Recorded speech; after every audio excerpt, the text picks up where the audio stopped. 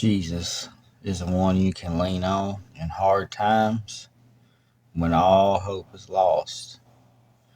In your time of need, He'll always be there. Oftentimes, people report seeing Him face to face when they are near death. Today's story is one such story of when a red-headed Appalachian girl was on the verge of death.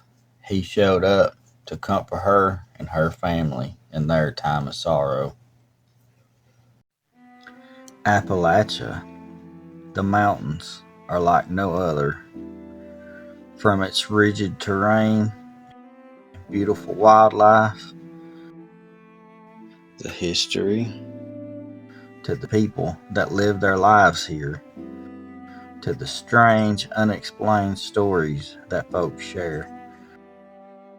Join me while I share this amazing place, one story at a time. By all accounts, this little red-headed Appalachian girl had a normal life, only going to the doctor a few times a year for a cold, nothing major. But this would change in a moment's notice. April the 8th, 2024, things went downhill. In the days leading to this day, the girl's mom and pa noticed she was awful sluggish, tired, and not feeling well all the time. She was cold to the touch and mildly blue in color. They couldn't tell what was wrong. April the 8th was the day of the solar eclipse. Ma had a doctor's appointment, so the girl and Pa went to the local park and watched the eclipse and played ball.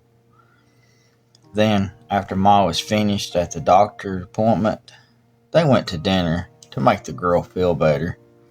So they got her some fried chicken and mashed taters, green beans. But to top it all off was a good old chocolate milkshake. This, Ma and Pa would come to regret later that night. The kid got to where she couldn't keep anything down. Later, Ma got her settled and put to bed. But a short while later, Ma heard her shuffling around. She got up and went to tell her to get back to sleep. But as soon as she turned the lights on, she saw the girl and knew something wasn't right.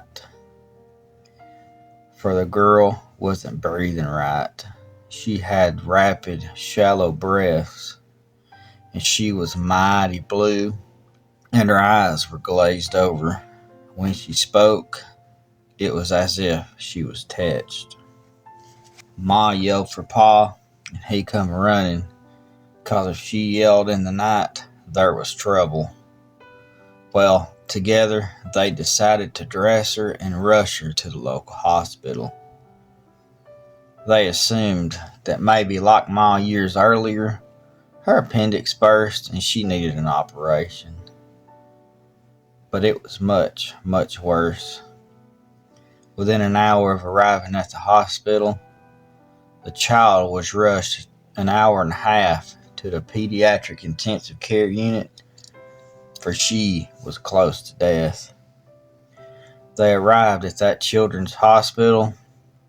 They were taken to the ER to start immediate treatment while the PICU was prepared for her. While in the ER, the girl said, "Ma, there's a ghost," but then she said, "No, it's not a ghost." She looked at the foot of the bed and she said, "Just who are you?" As if she was talking to someone standing there. Ma and Pa saw no one. They didn't know who she was talking to. So Ma asked, "Who you talking to, girl?" She said, "Ma, there is a man in all white at the foot of the bed." It was at that very moment a peace fell over the entire room. Ma and Pa knew it was Jesus himself at the foot of the bed, letting her know she would be okay. Even more, Ma and Pa were a bag of nerves, thinking that their girl was on the verge of death. 5 days later, she walked out of that very hospital in much better shape than before. Sure, she was on medications, but she survived. Often doctors today say she was a miracle, and the girl's mom and pa wake up every day thanking God for his blessings.